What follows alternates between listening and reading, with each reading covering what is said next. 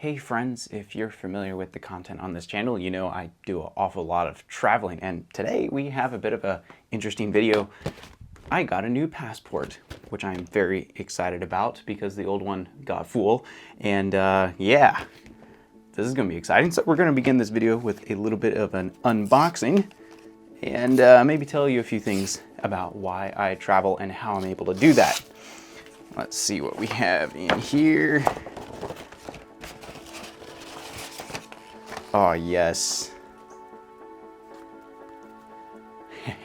I have a brand new Ooh, cool.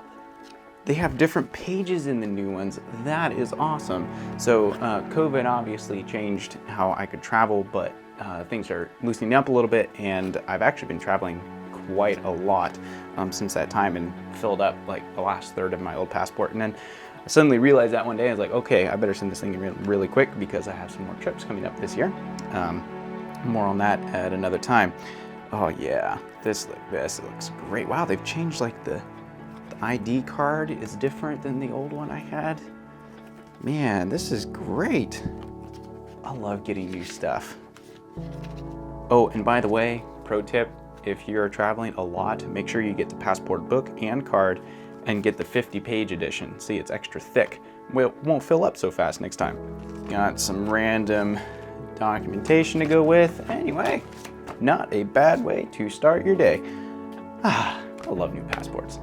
So probably one of the most common questions I get is, how am I able to travel so much? And people wonder about that, and how do you make it all work? In this video, I'm gonna just hit a couple of things about that.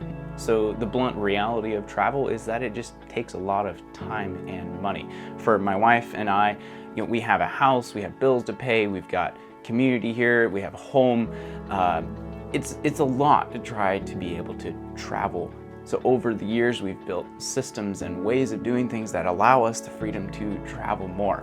Here's how we did that. The first one is simply job responsibilities. For me, it's part of my job. I helped start a humanitarian aid organization a number of years ago, and it has allowed me the incredible opportunity to travel the world as part of what I do. Now, it's hard work, it's part of my work, so it's not all fun and games, unlike how it may look on Instagram, but it's something that I've built over the years that has allowed me that freedom to take those trips when they come up.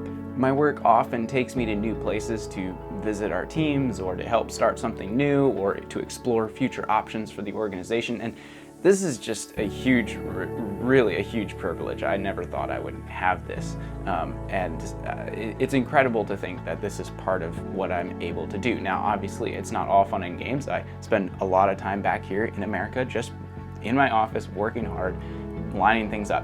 You know, so it's not all fun and games, but those times when it is possible to travel, it's just great, and I'm so honored to be able to do that. The second point is support structure. So when you're gone for a while, you need some way of keeping control over the things that you own, that things don't just fall apart while you're gone. And honestly, my wife and I have just been blessed with an incredible community. So while we're gone, we have friends that can keep an eye on our house, make sure everything's going okay, maybe mow the lawn if it needs it. And in general, just keeping an eye on things. And then when we come back, we have friends and family around us, a church community that supports us. And that's been huge. It gives you such structure when you come back home, and that stability gives you what you need to be able to travel well.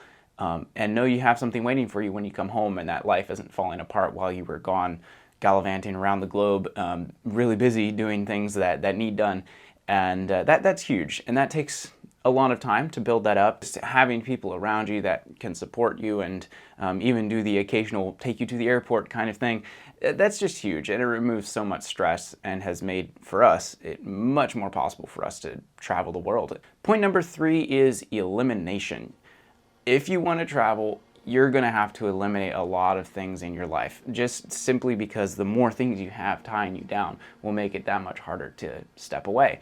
And we've had to do that, and it's not that fun, honestly. So there's things that you're going to miss because you're gone. You know, that happens to us a lot. We're traveling somewhere around the world, and we'll miss important family events or birthday parties or things like that. And so there's a cost to these things. And part of travel, if you want to do it more, is you're going to have to say no to a lot of other things. And sometimes those things look really good. You know, sometimes there have been some really neat things happening right here in our home community.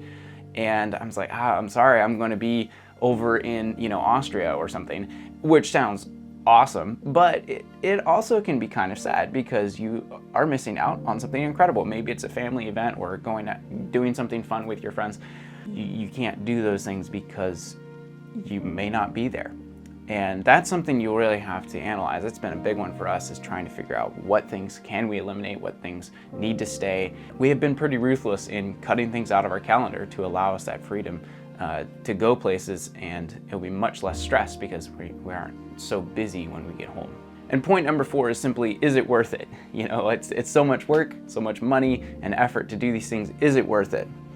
For us, absolutely, no question, it is worth it for our lives. We love what we're doing, and working in the nonprofit world, though it can be a bit financially stressful, has been very meaningful for us. We've built deep relationships and connections all around the world, and I feel been able to live a very meaningful life that allows us to experience new things, meet new people, engage with other cultures, learn from them, and hopefully help bring a little more peace and joy to the world through what we do for people who may be in need.